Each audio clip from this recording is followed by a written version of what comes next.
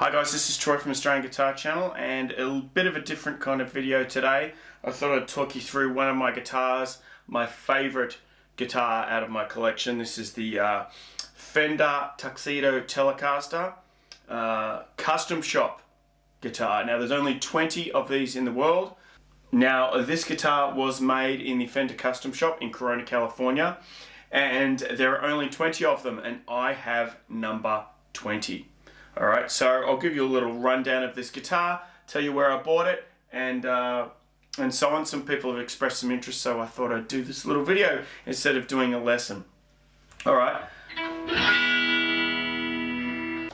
Now, I got this guitar in 2010 in Nashville, in Tennessee. I took a trip over there where I've got family, and I told them that I wanted to buy a Telecaster when I was there, and so they took me around to a lot of guitar shops until I found the one that jumped out at me, and this is the one that jumped out at me. All right, here's the little certificate of authenticity from Fender, and you can see on the back of the headstock here, I'll show a little photo that this is number 20 of 20. So I feel very blessed that I got this of line of 20. I got the very final one. All right, so it was made, it says by John Page, but I think John Page is the head of the custom shop in California. I don't have a serial number for this. I went looking for one. It doesn't have it on the certificate. It's not on the headstock. It's not anywhere on the guitar. So I can't tell you exactly who made it. I know it was made in 1996.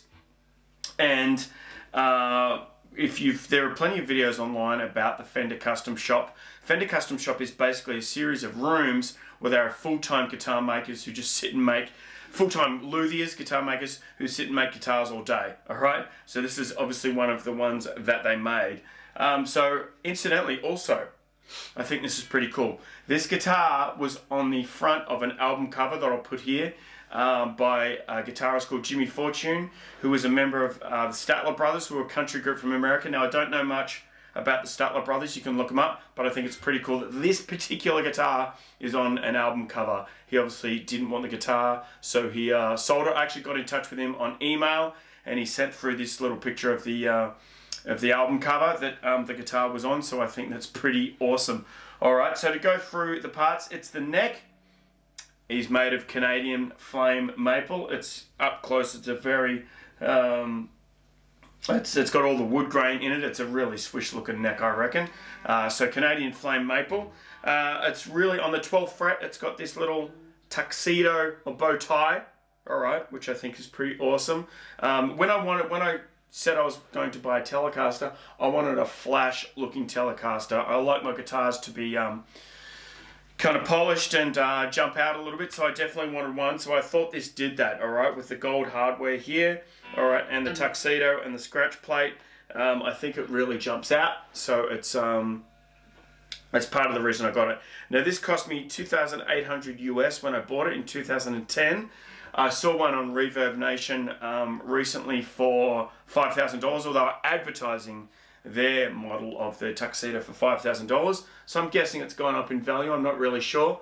The headstock's got this cool little Fender Telecaster. They've missed the, they've removed the letter E from Telecaster, so it's Telecaster. I think that I was told that's a little gimmick, like T for tuxedo, Telecaster. I don't know. That's what the guy in the shop said. I believed him. Who knows? Maybe the letter E was ripped off at some stage. It's just got your standard Fender Telecaster pickups with your standard 3-position Telecaster switch. All right. But I also just really like the gold hardware, which is starting to rub off a little bit. I don't know if you've got any ideas for how I might be able to fix that. Please let me know. And it just sounds, it's got that classic, awesome,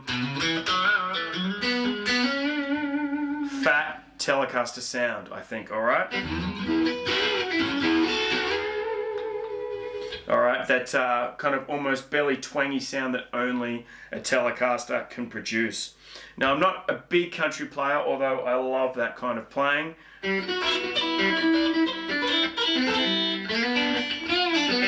But this is perfect for that kind of thing.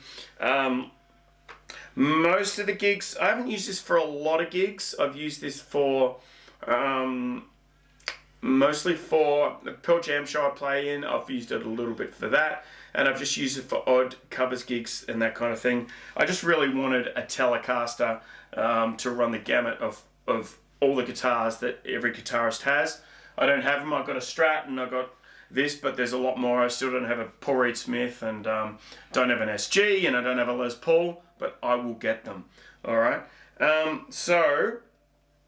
Apart from that, it's got on the back of the body of the guitar, it's got Tuxedo Telecaster on the neck to body plate there. It's a solid body Telecaster, this one.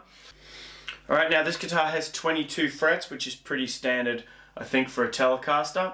I just run usual 10 to 46 strings on this one. Alright, that's pretty much most of the rundown of this guitar. It's got gold hardware up the top here as well. There's also the tuning pegs, which are this same material, like they kind of go with the scratch plate here. That I've forgotten the name of the the material of the scratch plate. It escapes me at the moment, but it's the same as the tuning pegs. You guys can comment in the comment section what you think about this, about what the material is. I've forgotten, but that's pretty much the whole kind of guitar. Like I said, solid body, Canadian flame maple neck, number 20 of 20, which is the thing I'm most excited about. Alright, so I'll get back to playing this and let me know what you think. Let me know if there's anything I've missed on this guitar. I probably have. Alright, so I'll probably be back with a lesson next week. Until then, I might play a bit for you. Alright?